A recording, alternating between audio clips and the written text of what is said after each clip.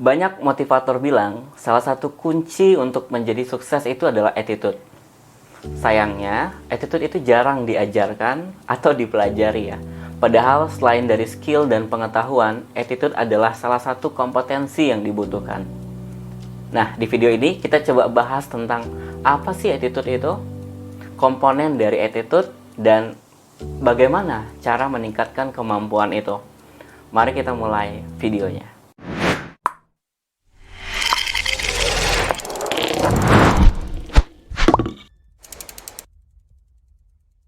Kita mulai dari pengertian apa itu attitude. Attitude adalah kecenderungan yang mengacu pada serangkaian pemikiran, emosional, dan juga tindakan, atau lebih dikenal dengan istilah ABC.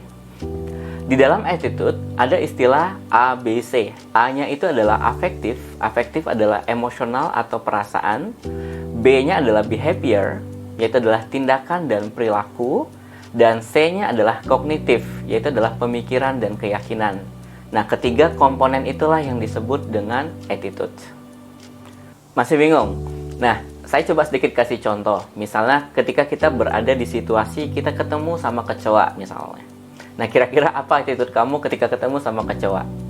Misalnya kalau saya takut dengan kecoa karena kecoa bisa terbang dan saya akan lari jika ketemu dengan kecoa. Nah, saya takut itu merupakan komponen dari afektif atau perasaan. Karena kecoa bisa terbang merupakan komponen dari kognitif, yaitu adalah pemikiran saya. Dan saya lari merupakan komponen dari behavior atau tindakan saya. Nah, hasil dari ketiga komponen itulah yang disebut dengan attitude. Nah, itu situasi yang gampang. Lalu bagaimana jika kita ketemu sama situasi yang mungkin lebih serius? Misalnya kita dimarahi sama bos. Kita berdebat keyakinan, misalnya konflik, politik, atau kehilangan materi, kehilangan uang, kehilangan harta, dan seterusnya. Kira-kira bagaimana attitude kita ketika bertemu sama situasi yang lebih serius itu? Artinya, penting sekali buat kita untuk meningkatkan kemampuan attitude ini. Karena salah satu kunci dari kompetensi kita adalah attitude. Pertanyaannya, gimana caranya? Kita harus mulainya dari komponen-komponen yang ada di attitude. Kita mulai dari komponen kognitif, yaitu adalah mindset yang positif. Nah, kemudian komponen dari emosional, dengan meningkatkan kemampuan emotional awareness kita, dan juga komponen dari behavior, yaitu adalah mengendalikan tindakan kita. Dan kita coba mulai bahas satu persatu dari komponen-komponen ini, bagaimana meningkatkan kemampuan itu. Dimulai dari mindset. Nah, pemikiran yang kita percayai itu biasanya terbentuk dari dua hal, yaitu adalah apa dan siapa. Nah, apa ini adalah pengalaman, pengetahuan, ataupun observasi kita. Artinya, untuk meningkatkan kemampuan itu, kita perlu perbanyak pengetahuan dan juga pengalaman kita. Perbanyak pengetahuan ini bisa dari formal ya, ataupun informal. Misalnya dari sekolah, kursus, ataupun dari lembaga masyarakat. Nah, kemudian menambah pengalaman juga bisa secara langsung ataupun tidak langsung. Misalnya kita mencoba sesuatu yang baru, atau kita bisa mendapatkannya dari orang lain. Baca buku misalnya ya, dengar cerita orang lain, nonton film, atau nonton YouTube. Nah, siapanya itu adalah orang yang berada di sekitar kita. Misalnya keluarga, teman, rekan kerja, mentor, atau orang-orang yang kita anggap penting. Artinya, penting untuk memilih orang-orang yang tepat di sekitar kita. Misalnya berteman dengan orang-orang yang positif, orang-orang yang smart, orang-orang yang open-minded, orang-orang yang jujur, dan seterusnya. Sehingga mindset kita juga akan terpengaruh menjadi lebih baik. Maka dengan melakukan itu, secara otomatis mindset kita juga akan terbangun menjadi positif. Kita tingkatkan apa dan siapanya. Yang kedua, yaitu adalah kemampuan emotional awareness, yaitu adalah bagian dari attitude tadi. Nah, emotional awareness ini adalah salah satu hal yang penting bagaimana kita bisa menyadari emosional atau perasaan yang muncul ketika kita berada di situasi yang emosional. Nah, penting juga kita mengenali emosi kita, misalnya caranya kita bertanya ke diri sendiri, apa sih yang kita rasakan saat ini? Cari akar permasalahan yang membuat perasaan itu muncul. Kemudian amati setiap perubahan emosi dan mood kita yang terjadi pada saat itu, terus coba latih kebiasaan itu. Maka dengan melakukan itu kita bisa menyadari emosional atau perasaan kita. Sehingga kita bisa menyadari emosi yang muncul dan kita akan berpikir secara kognitif untuk mengalahkan emosional kita tadi. Yang ketiga, mengendalikan tindakan.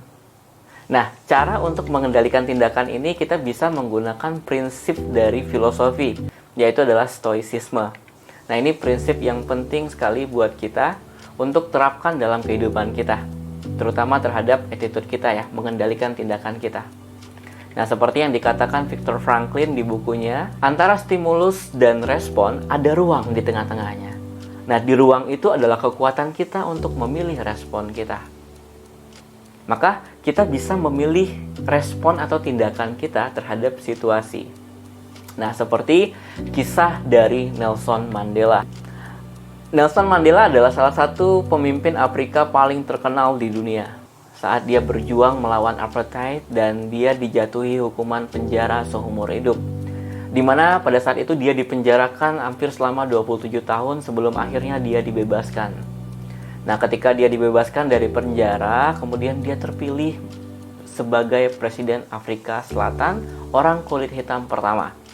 Nah, dengan demikian banyak orang mengira dia akan secara brutal menghukum semua orang yang ada hubungannya dengan apartheid dan pemenjarahannya. Dia balas dendam kayak gitu. Tapi tentu saja dia tidak melakukannya.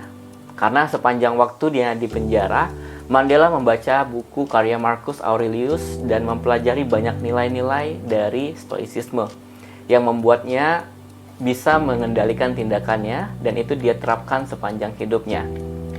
Alih-alih menyerukan hukuman kepada para pelanggar, Nelson Mandela mendesak rakyatnya untuk melakukan yang sebaliknya, yaitu membangun negaranya kembali.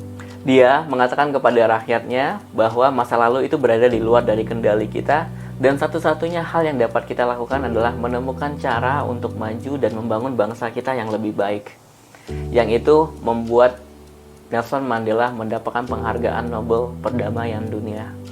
Nah, ini adalah cara dari stoik, cara dari stoicisme tadi, pemikiran stoicisme yang mungkin juga bisa kita terapkan dalam keseharian kita, dalam menentukan attitude kita, bagaimana kita bisa mengendalikan tindakan yang kita lakukan. Maka dengan memahami dari ketiga komponen dari attitude tadi, mulai dari afektif, kemudian juga kognitif, dan behavior. Kesimpulannya, untuk memiliki attitude yang positif, kita bisa mempelajari dari ketiga komponennya. Mulai dari kognitif, yaitu adalah pemikiran dan keyakinan kita. Mulai perbanyak pengalaman dan pengetahuan kita. Kemudian juga cari teman orang yang bisa membangun kita. Kemudian yang afektif, coba untuk menyadari emosional yang muncul pada saat itu.